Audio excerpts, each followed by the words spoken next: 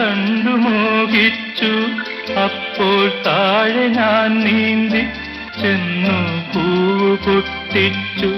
പിന്നെ തണ്ടൊടിഞ്ഞ താമര ഞാൻ കൊണ്ടുവന്നപ്പോൾ പെണ്ണെ നിൻ കവിളിൽ കണ്ടു മറ്റൊരു താമരക്കാട്.